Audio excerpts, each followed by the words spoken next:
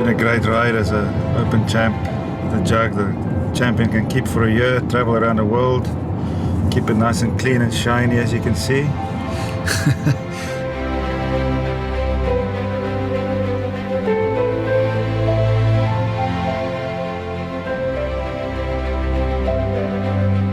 Muirfield means so much. In 1992, I finished 5th here behind Nick Faldo.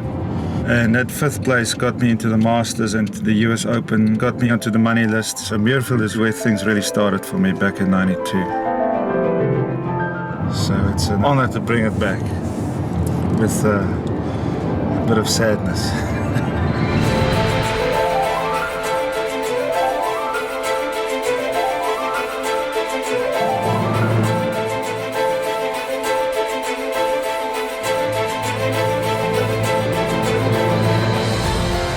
Open champions at Muirfield stand out.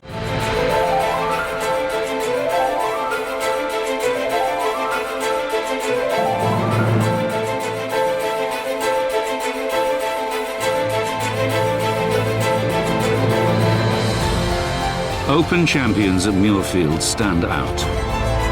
Their stature reflects the quality of the course. Jack Nicklaus captured his first Open here. Lee Trevino, Tom Watson and Nick Faldo also triumphed, each multiple winners of golf's ultimate test. There are certain events that define a player's career and his place in history. It's life-changing for those who succeed, but it can be life-changing for those who almost succeed and fall away. The Open produces ecstasy and heartbreak. Majors define players' careers. They're what we all measure ourselves off, I guess, at the end of the day. Lytham was the first time I really showed myself that I could win the Open. So Muirfield was always going to be exciting for me. And for the man who beat him, the overriding emotion was pride. To me, it's always been the more special one. When you're an Open champion, that's a very, very special time in your life. But nothing is ever guaranteed at the Open. You have to be at the top of your game, and Els was in trouble from the start.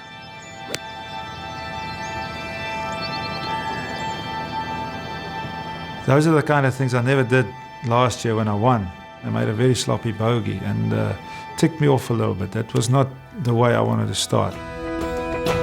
On a day of low scoring, Els eventually shot 74 and was never in the hunt. But with weather more akin to southern Spain than East Lothian, Rafael Cabrera Bello had a day to remember. The hard, fast-running turf suited the Spaniard down to the ground.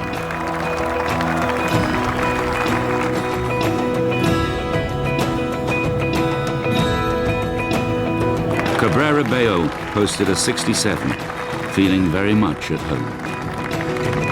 I don't know, you only need to look straight up. I mean, we're grown up playing with sun, good weather, a little breeze as well, so this actually felt like Spain. Cabrera's point was emphasized by a fellow countryman of more senior years, Miguel Ángel Jiménez, the architect of a 68. He was making Muirfield appear simpler than it was. But so too was Zach Johnson, who stood over a lengthy putt at the 5th.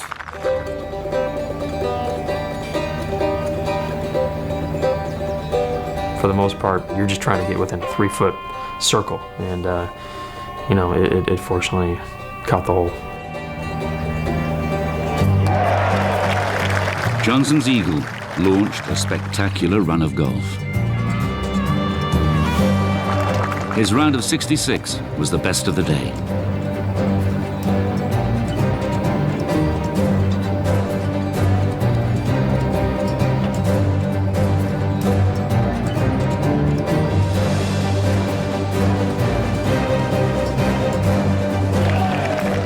That Thursday, I putted great.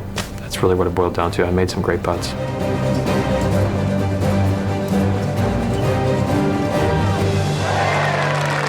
Johnson was impressive, but the biggest story of day one was created by a player at the opposite end of the leaderboard. 2013 had been a trial for Rory McIlroy, and out of form, he only endured more misery at Muirfield. As talented as he is, and it sounds so ironic to say about someone who's won 2 majors, but he really hasn't been tested in terms of, having those down periods that all players have. And it is hard to watch because you know that he's got to be extremely frustrated, but it's also sort of a rite of passage, I think, to some extent, that you've got to look into the darkness and find your own way. And I think players respect that.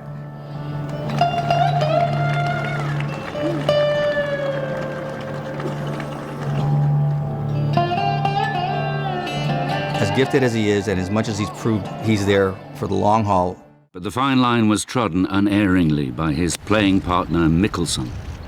Confident and well prepared, having prevailed on the links at Castle Stewart, he shot 69. I was more ready to play Thursday than I have been in the past, and I think winning the Scottish Open the week before was a big part of that. It gave me confidence playing links golf. It also gave me confidence in my own game that I was playing well, and when I teed off on Thursday, my game was sharp. I was ready to play. The leaderboard was packed with Americans, including 1998 champion Mark O'Meara. Propelled by an eagle on the 17th, the 56-year-old ended the day 4 under. But it was his great friend who, as usual, was centre stage. On the tee from USA, Tiger Woods.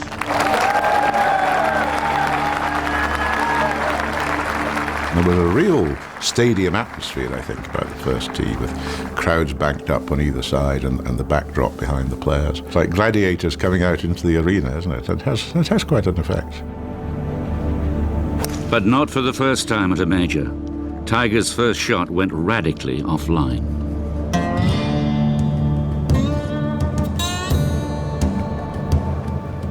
It's extraordinary, actually, and I think when you stand watching Tiger on that first tee, you don't know what you're going to get. In major championships, he looks a little less, he looks fragile compared to what he was in his absolute prime. But Tiger's initial mistake soon gave way to customary excellence.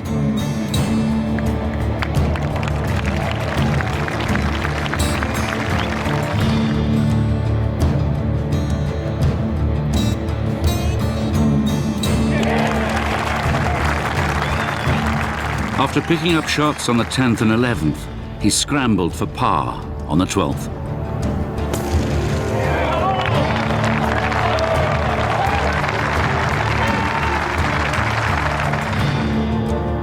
Before trying to charm a snaking putt on the 13th.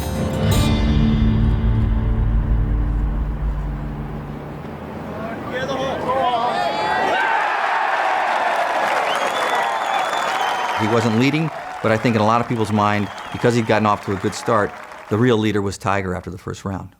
In reality, with his 69, Woods was all square with Mickelson, 3 off the pace set by Zach Johnson.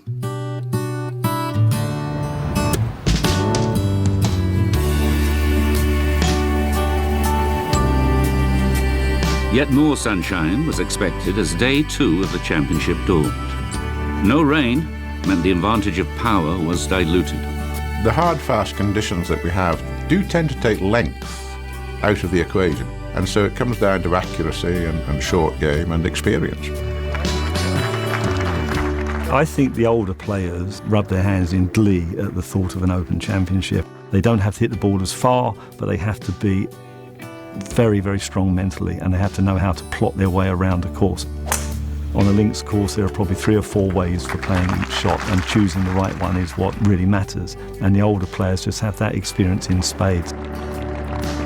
Lying joint second overnight, Mark O'Meara's knowledge was stretched to the limit.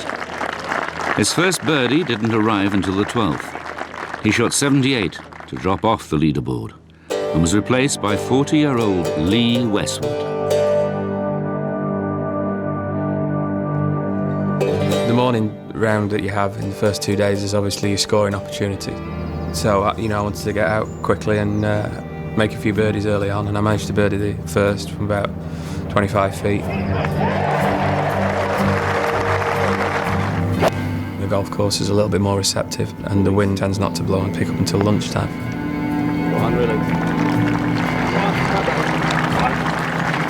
Birdie the second from 15 feet. With 5 birdies, Westwood covered the front 9 in 31.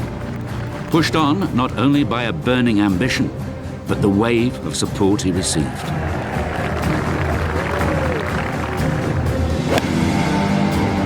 You know, anytime you're playing in Britain, you can really get a boost from the crowd and their energy and feed off it and try and use that as a massive bonus. You know, every time I made a putt or made a birdie, you know, there was a massive cheer. Just a shame, you know, we don't play in Britain a little bit more often. His round of 68 would remain the lowest score of the day. Muirfield's 18th was unforgiving, but Henrik Stenson had the chance to excite the crowd. Instead, his putt never threatened as he closed the day 2 under, solid but unspectacular. There is, I think, an extra tension on 18 for most players. It used to be said of Jack Nicklaus, no matter how he played, he always birdied 18. It's an important way to finish the day, to bring momentum or lack of momentum to the next day. Don't leave the golf course with a bad feeling. You know, impress these people, impress your competitors. A lot of reasons to do it. And so I think great players tend to finish off their rounds better than other players. It wasn't always smooth, but Tiger's 71 ended perfectly. And that's why that birdie that Tiger made on 18 on Friday seemed to be, you know, a signal that he's got something special going into this weekend. By early afternoon, temperatures had soared into the low 80s on one of Scotland's hottest days of the year. As the sun beat down relentlessly, Jimenez took on Muirfield's most fearsome hole, Stop. the 15th. Stop. That flag in the 15 is unbelievable. It's impossible to give it the ball there when that flag on the back on the right with a downwind, down grain, and then the slope, the bunker there. It's impossible to stop the ball there. Impossible. But as Jimenez showed, not impossible to escape with a par. Game of golf, you know, and especially in these conditions, you know, is like I always say, the more important thing probably is not to make many birdies, but the main thing is not to make many bogeys. True to his word, Jimenez parred the last 4 holes to stay 3 under for the championship. It would prove a difficult score to match. For the veteran, a satisfying experience, especially with his family on hand to share the moment.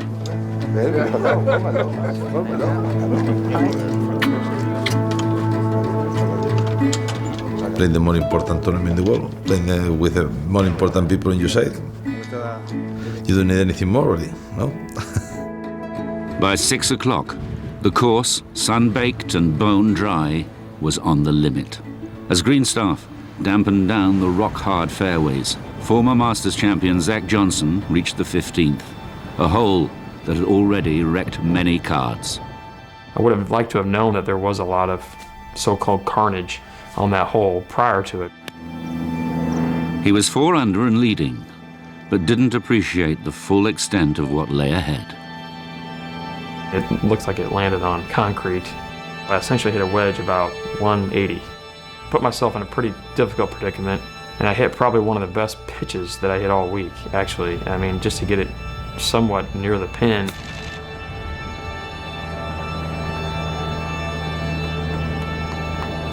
A very difficult putt. I mean, I knew that going into it, it looked fast, and it was fast. Breaking kind of into the wind, so I tried to play the wind. You know, I hit a great putt, and it just missed on the right side of the hole.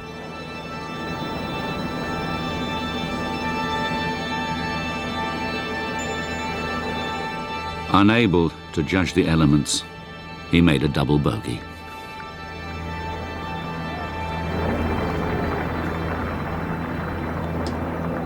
Those 4-footers are really key in the Open, and it doesn't matter if they're for birdie, par, or bogey. I mean, those are important putts, and That took a little one out of my sail. On the 16th, the same fate befell Mickelson. The biggest challenge in putting on links golf is a direct crosswind. The wind can take it, especially when it's going the same way as the break. And so it was a putt that would be almost a straight putt, maybe slight break, that I'm playing on the edge and afraid that it won't break, and it breaks across the hole, and it happened twice. But that did not affect my confidence in how I was putting. And even though I gave a couple back on one hole coming in, I thought that that round was the round that kept me in it heading into the weekend. Unfazed, Mickelson safely parred the last 2 holes to stay in touch at 1 over. Dustin Johnson was also in the reckoning, one of only 9 players under par at the end of a brutal day on the parched links. Tiger had a platform to break his major championship drought, while Mickelson was 4 adrift of the leader, Jimenez.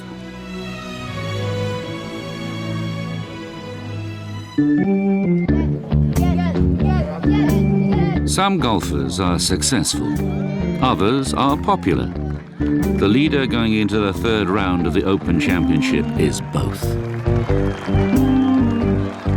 People love to see a person who's, a nonconformist and totally at peace with it.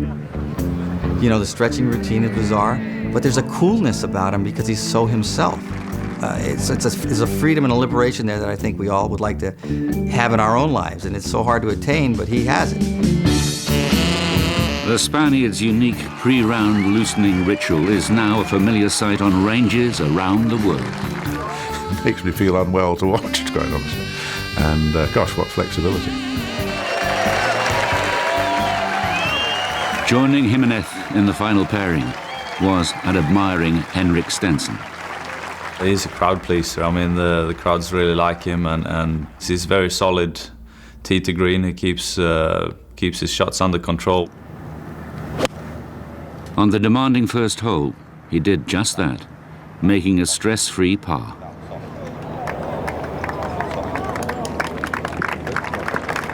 He plays a good game. I mean, he's not a puppy anymore either. But Stenson would stumble, a victim of nerves. I mean, I was just trying to enjoy the experience as much as playing well, I think I was definitely a little tense in the beginning, and then after the start, I dropping a couple early on, then I kind of got back into the rhythm. But on Saturday, there was no doubting which group was the center of attention. It featured the world #1 playing alongside the home favorite. Obviously, there's a lot more people watching, but I get on well with Tiger, so it's quite relaxing. We had quite an enjoyable day, I think. Both played pretty well. When Tiger birdied the 2nd and Westwood bogeyed the 3rd, the American led the championship. The pattern for a day of continuous shifts in fortune had been set. On the 4th, neither player found the green. Westwood escaped from heavy rough to give himself a chance for par.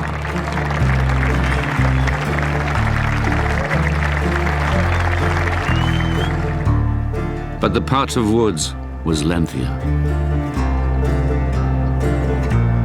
After Tiger's first bogey of the day, Westwood's putting technique, recently and subtly changed by Ian Baker Finch, the 1991 champion, was put to the test.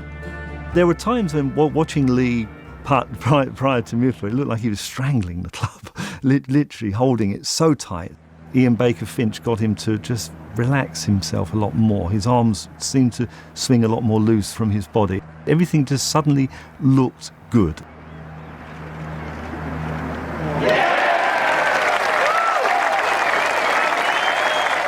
You like to see putts going in, and you like to be making putts. Not just for the case of making birdies, but also keep, those par putts, keeping momentum going.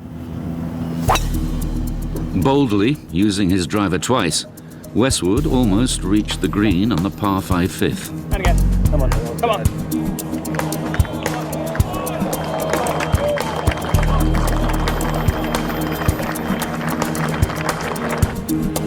Tiger also decided to attack. A gamble that came agonizingly close to paying off.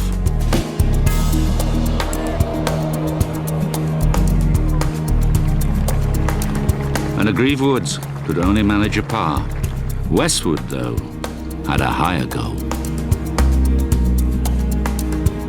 It was a fairly obvious one with the big ridge just right at the hole.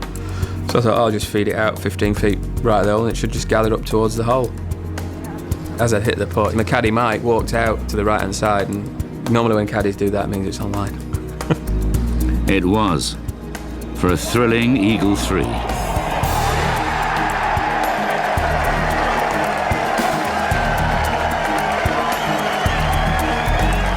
Oh, that was probably the loudest cheer I heard all week. If it was, the second loudest came when Westwood birdied the 7th.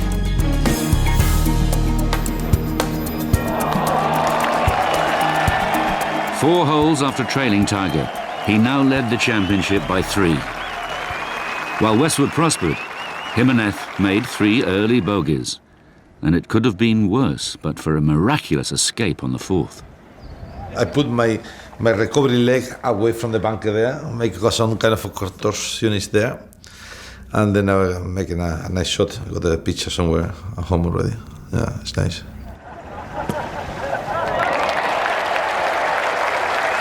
Par was saved, but the 49-year-old had begun to slip off the pace. Having been in command, Westwood also ran into trouble. Don't come down here. Don't come down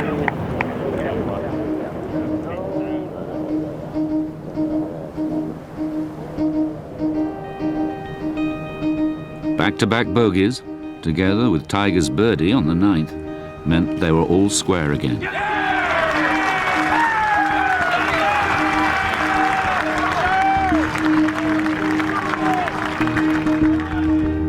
On a day when scores in the 60s were scarce, Hunter Mahan made significant strides, with a 68 to be 1 under and in contention. The round of Mickelson was fueled more by grit than genius.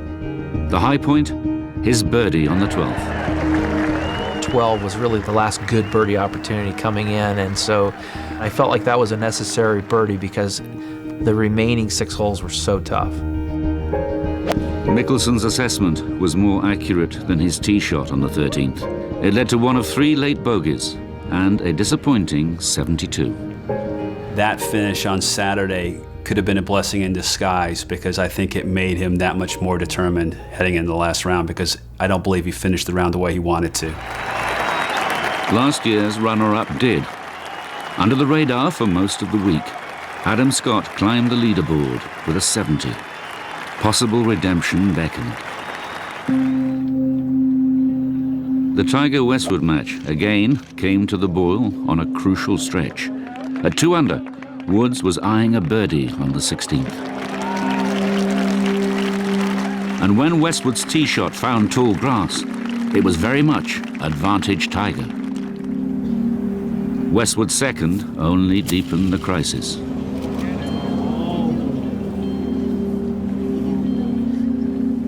Well, it went up the bank and it rolled around to the right and up against the collar and left me in a tough spot. As I stood here, I just thought it was an easy way to judge the distance.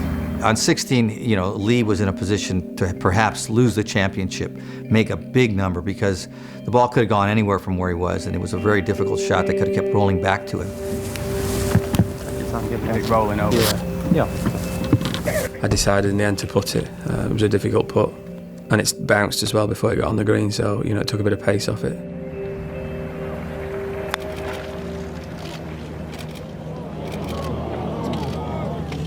With his rival staring at a double bogey, Tiger looked set to pounce. Countless key putts have obeyed his wishes, but this one taunted Woods and gave a newly confident Westwood further encouragement.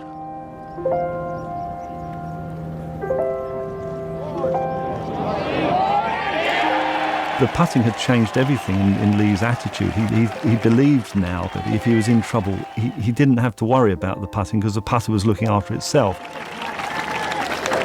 Felt like a par at the time almost. It was one that I could keep the momentum going with. Pleased to get off the hole.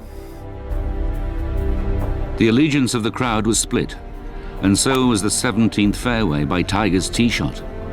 But then came a cardinal error. The dreaded cross bunkers intervened. Tiger was fully aware of the consequences.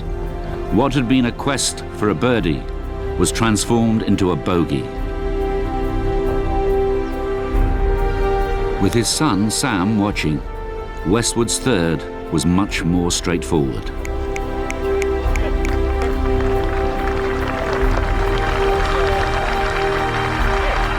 When you can hear everybody shouting, come on Lee, come on Lee, come on Westy, come on Lee, and then you hear a voice shout, come on Dad, like that, it sort of makes your mind sort of spring into action. Inspired by Westwood Jr., Westwood Sr. birdied.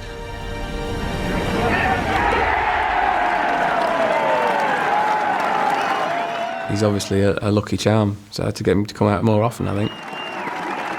Now the Englishman was destined to be third-round leader. I'd say that was probably his best putting performance in a major, and it made me feel like maybe this is his week. He's got something just that little extra. The weapon that he never has, which is the putter, under pressure, making unlikely putts, and sending a signal to the field that he's not going to give it back. Maybe Tiger wouldn't agree, but what a super Saturday it had been. Woods trailed by 2, Mickelson by 5 as Westwood led the Open. His elusive breakthrough win in a major tantalizingly close. The final day of the 2013 Open Championship, and the leader was up and about early. To be woken up by Ivor Robson every morning when he announces the first tee time, it's quite unusual. Staying right by the first tee, so yeah, it was a lovely house we were staying in and very convenient. I didn't use the locker room all week. On the tee from Sweden, Henrik Stenson. While Westwood had convenience, Stenson drew from the experience of a twice Open champion at Muirfield. I was staying with Faldo for the week, and we had a chat on the Sunday morning over breakfast. You know, he talked about some of the nice putts that he made, and you know, I made probably a 45-foot putt down the first, straight in the middle, boom. And I thought when I made that one, all right, here we go. That's what he was talking about over breakfast. Another birdie arrived on the third, and the Swede found himself just 2 shots off the lead. It was a great start, and I was really right up in the mix there. Before the last group went out, the silver medal for leading amateur was convincingly won by Matthew Fitzpatrick, who beat Jimmy Mullen by 5 shots. The teenager from Sheffield enjoyed a day he will never forget. An established star was hoping for the same. Expectation was immense, but the home favourite refused to be burdened. It's not really any different from leading any other tournament. You know, he's still the 54-hole leader, and it's a 72-hole competition. There's a long way to go.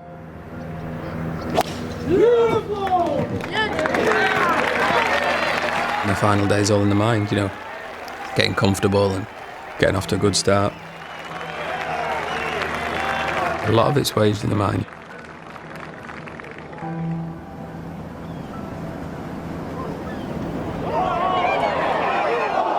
Ran the one at the first, close for birdie. Oh, I was pleased with the way this thing started. The same could not be said of Westwood's playing partner, Hunter Mahan. He bogeyed the second and fell 3 adrift. A dropped shot on the third meant Ian Poulter was 9 shots behind. But his renowned tenacity then shone through. I obviously birdied 5. I eagled 9, which fires me up, which gets me on a roll.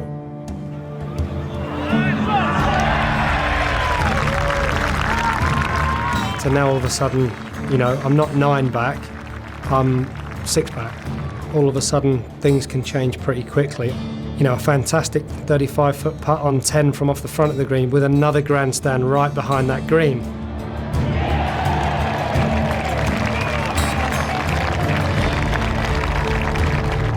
They fire me up, I get fired up, hold a lovely 15-footer on the next. I've got, a huge stand to my right-hand side as I hold my putt up. They go crazy. Things are starting to happen now. I'm putting myself in a really nice position. I hit 7-iron off of the 12th tee, which went an enormous distance down that hole. Left myself a sand iron, I hit it to 15 feet, and again there's another grandstand. I hold that putt from 15 feet, they go nuts, I go nuts. Poulter was transformed. Out of the pack, a genuine contender had emerged. At that point right there, I felt that, I was right in this golf tournament and I've got a great chance to win. In marked contrast, Tiger's game wasn't in sync. Struggling from the outset, the world number one was guilty of 3 damaging early bogeys.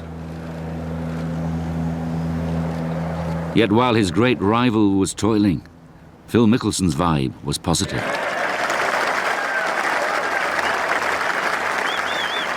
I had a great feeling Sunday. And when I birdied 5, all I was trying to do was par 6, 7, and 8, because if I could get to 9, I could birdie there and get to even for the tournament, which is what I did. On the 10th, though, Mickelson made his first mistake of the day. The result, a 5, and a degree of momentum surrendered. And that was a tough bogey because I had gotten to that score that I wanted, and the very next hole I come back and lose it with a bogey. Westwood encountered trouble on the 3rd, but 2 holes later came the chance to strike back.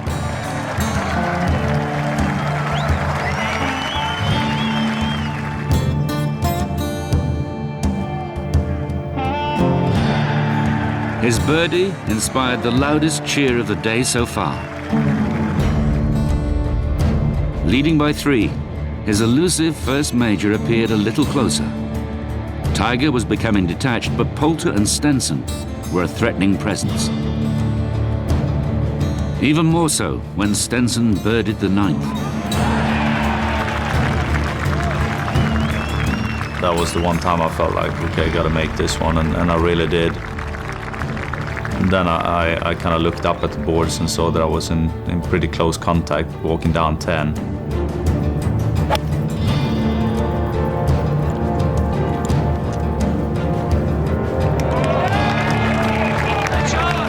Had a great shot in there and left myself an 8-footer for birdie, and unfortunately the putt lipped out. And it's one of those key moments, who knows if it would have looked different if I would have made that one on 10.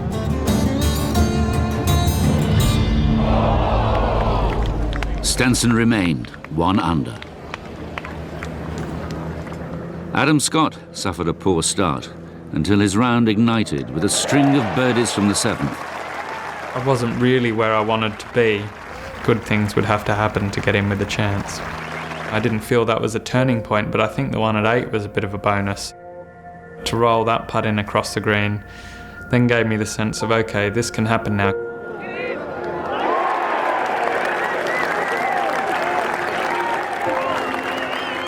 Nine is obviously a great opportunity for birdie. I got very conservative with a putt for eagle, but I felt like, I didn't have to be a hero on the 9th. It was a putt that could run away from you, and to finish the front 9 and turn under par was a big difference than turning an over par. As those chasing found their range, pressure mounted on Westwood, who woefully misjudged his tee shot on the 7th. We sort of stuck between clubs a little bit. I ended up trying to hit a big 9, which was never enough club, as it, in hindsight. The unravelling process had begun, and Westwood would also tangle with sand on the 8th.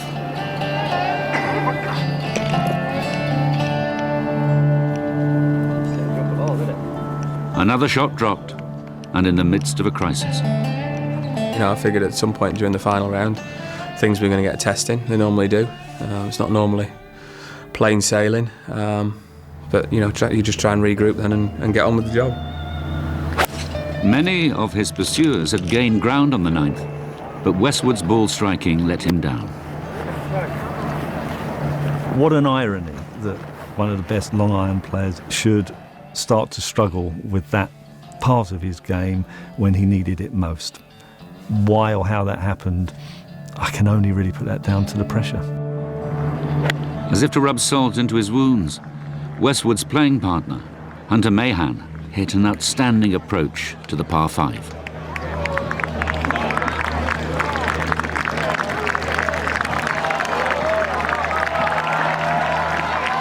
The American made an eagle and turned level par for the championship. Emotions soared and crashed. Suddenly 3 men were tied for the lead, and Mickelson, lurking just off the pace, was about to engage in brilliance on the dangerous 13th.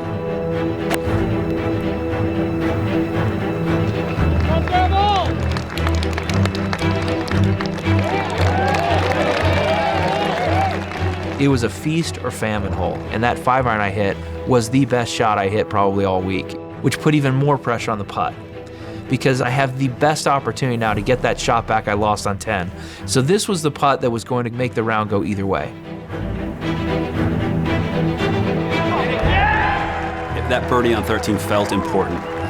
Can't say enough for how huge that was momentum-wise for him when he made it. It put him psychologically in a great place. The American's mind was strong. His putter was hot, and the temperature rose on the 14th. You have to make some of these putts at that distance, and some are tough when they're cross break and when they're downhill, but this one was uphill with very little break. This was one that I really needed to make too.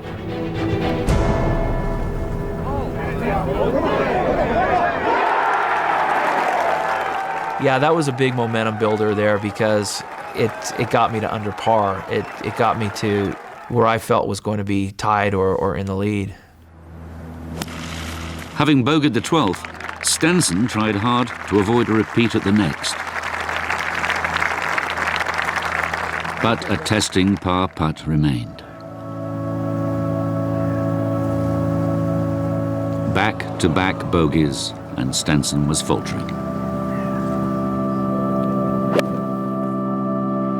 A year on, from the dejection of Royal Lytham, Adam Scott was elated when he birdied the 11th to once again lead the Open on Sunday afternoon.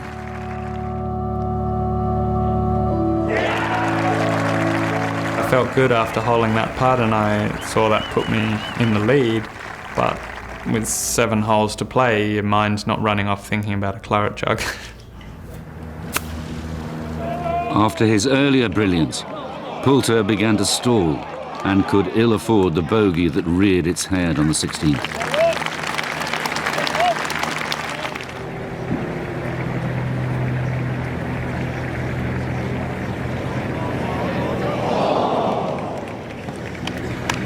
Still, 2 holes after that setback, Poulter was warmly greeted on the 18th. One of the world's most popular players shot 67 to set the clubhouse target at 1 over. So you're going to keep yourself warm and loose now, and maybe playoff time? Yeah, well, I'm not having a beer just yet, that is for sure.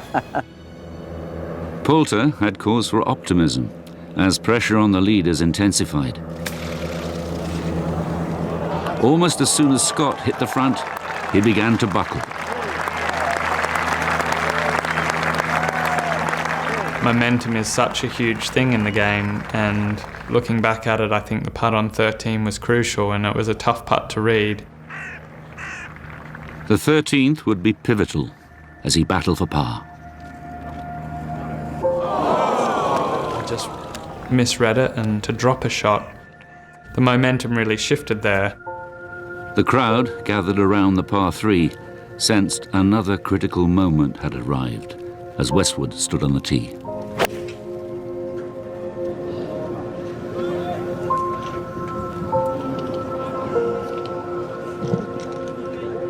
Yeah, I mean, that's a tough hole. I ballooned it out to the right, found a tricky lie and ended up making bogey. The swing faults tend to come out when you're under pressure and you find yourself with a tricky shot.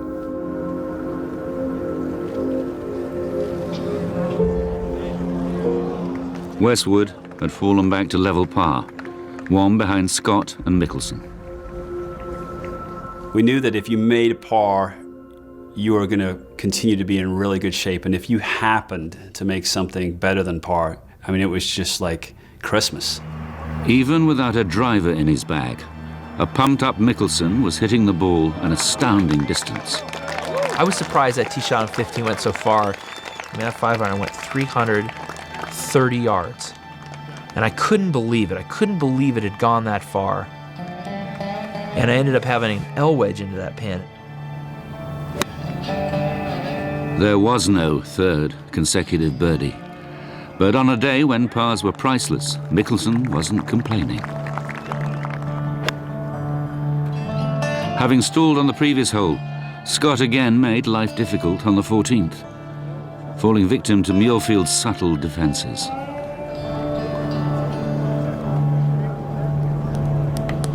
You've got to make putts to win big tournaments, and that one on 14, that first putt really tested me, and I misjudged it. After his collapse at Lytham, Scott was in danger of enduring déjà vu. Although he didn't know it, Mickelson was now the outright leader. But on the 16th, he had to brush aside momentary frustration. In links golf, you're going to get bad breaks, and for a few seconds, I was really upset that the ball rolled back off the green down at a low spot. Then it kind of dawned on me that everybody's got to play his hole. And if I can make par, I'm probably going to pick up a shot. He said to me, "That's okay, I'm going to get this up and down," in a very, very kind of calm and collected way, and I had no doubt that he would at that point. Mickelson, the ultimate short game maestro, knew that saving par would be crucial, but his chip was only half the task.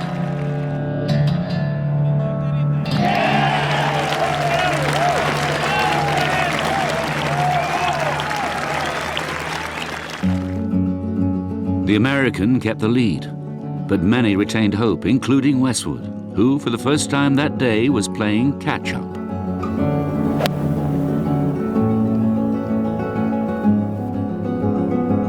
He desperately needed a morale-boosting birdie, and opportunity came knocking on the 14th.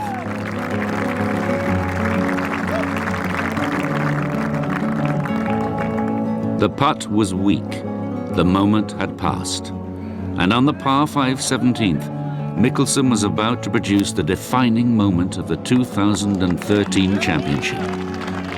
I hit just this perfect low, driving, penetrating three with the head no spin on it, and just bored through the air, got on the ground, and ran. If Phil hit 1,000 balls, if you gave him 1,000 tee shots on that 17th hole, he would never hit one further than he hit that ball off the tee. And I had a slight uphill lie. This shot has to come off perfectly for me to have a chance at birdie, and it did. He hit 2 shots of a lifetime consecutively.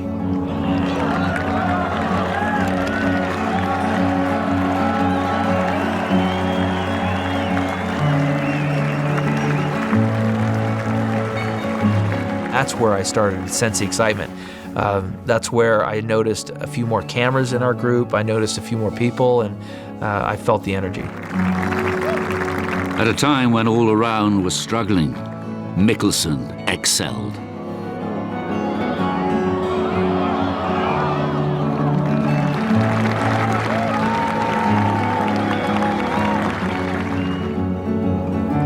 With his 5th birdie of the day, the claret jug was within touching distance. It was now clear the championship was his to lose. For Scott, the Lytham nightmare was cruelly reoccurring. In those testing holes, a small mistake can easily lead to bogeys, and 15 was inexcusable, really. That was pathetic. He trudged off the 15th green, dumbstruck. It's amazing how in 30 minutes you can go from leading to actually not even having a chance. But Mickelson still had the 18th to play and knew from bitter personal experience that nothing could be taken for granted. That was the Winged Foot moment. He could lose it here. He could get wild. He could have a moment of doubt or a moment of panic, and it was going to mean so much to him to win. I wondered if he was going to be able to handle it. Mickelson once double bogeyed the closing hole to lose the US Open by a single stroke. But here, his tee shot was flawless. It was just a beautiful thing to see. We all hope for it in our own lives. Will we be at our best when it matters most? And he was, at an age when you don't expect it. So it was just a perfect poetic ending, and I doubt he'll ever have a better moment in his career. Even so, Stenson wasn't giving in, as he gave himself a chance of birdie on 17 to keep his hopes alive.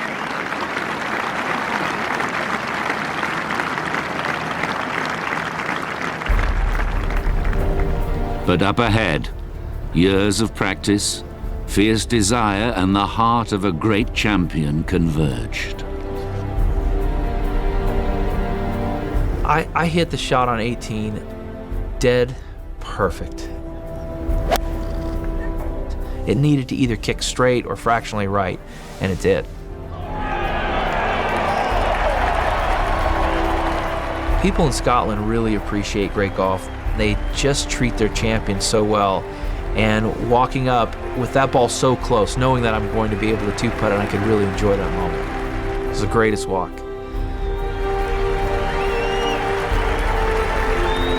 I would get emotional just talking about it. I mean, it was something I'll never forget. You almost wish you could just put the bag down and sit on it for a minute.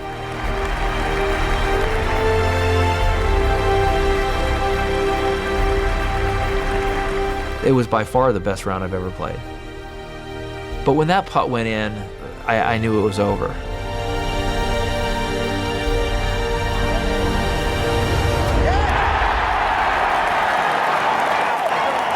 At the age of 43, in his 20th appearance at the sport's oldest major, Phil Mickelson was Open champion. I remember saying to Bones after I knocked it in and gave him a hug, I just said I did it. And I think we both were in a little bit of disbelief.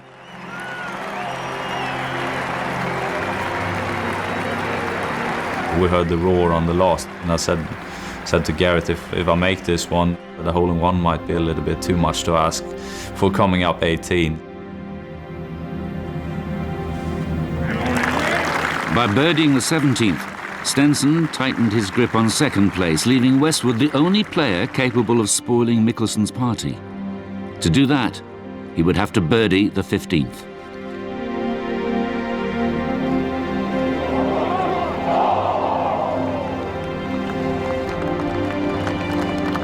I felt like the championship had gone then, yeah.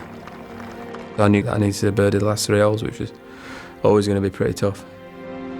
Westwood was stoic, but were there any regrets? No, don't ever do them. Pointless.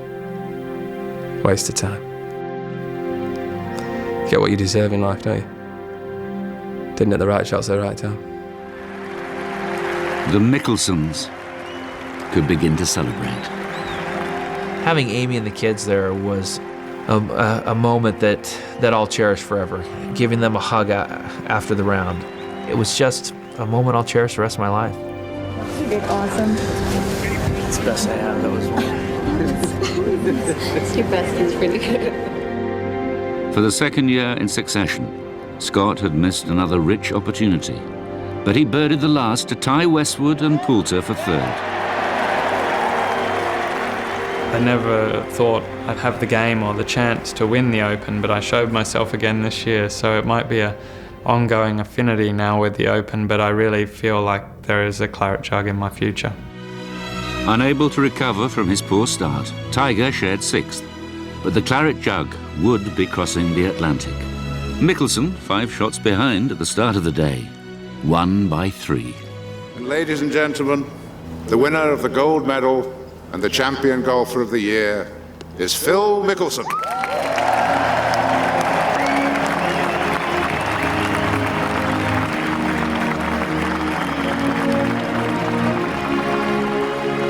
something about this golf course that manages to identify a strong champion. And goodness me, it's done it again.